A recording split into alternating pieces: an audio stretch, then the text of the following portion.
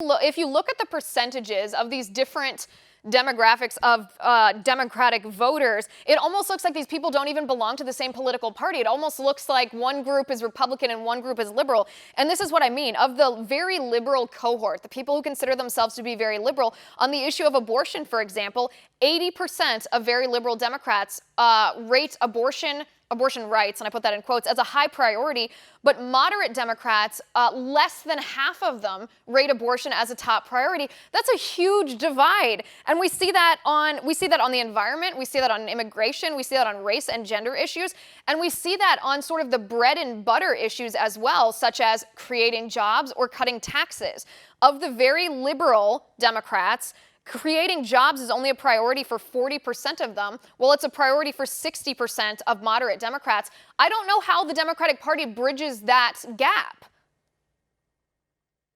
Well, and it's going to be interesting to see all of this play out because very clearly the very liberal group of Democrats, especially in Congress, are leading the ideological charge. We saw that with Alexandria Ocasio-Cortez's rift with Nancy Pelosi, and we're going to continue to see it on the presidential debate stage when you have younger candidates continue to go after Joe Biden and the other older establishment Democrats. And this is just going to continue, and AOC and the other squad members are going to continue to push the party further left. And so it's going to be interesting to see if voters respond to that in a good or a bad way. And right now it certainly seems like they also consider the squad to be out of touch with their own base. Right. Well, it's pretty hard to agree with the extreme policies that are coming from the squad. Here's the other very interesting part of this poll that I have not mentioned until now.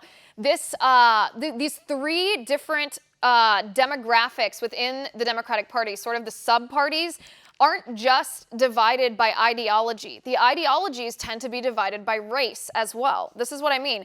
The very liberal and somewhat liberal portions of the Democratic Party are mostly white people, while those who identify as either moderate or conservative Democrats it's majority minority, meaning 52% of moderate or conservative Democrats are minority individuals. The majority of those minorities being Black Americans and Hispanic Americans.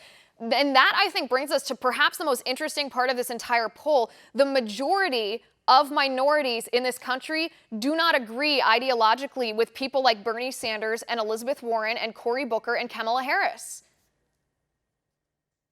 Well, and it's important to keep in mind that there's an egalitarian mindset behind all of this. So the majority of Americans, whether they're immigrants or not, they believe that they work for their keep and that they keep what is their own, and they don't necessarily believe that the government should be giving them handouts. And so when you look at the policies that are being promoted by the likes of Elizabeth Warren, who wants to decriminalize border crossings, this is a big red flag for even Democratic voters. And for example, all 10 candidates raised their hand that they would support giving free health care to illegal immigrants. And yeah, you're right, minorities see that as a threat because they came here and they worked for that. And that is something that they just will not accept.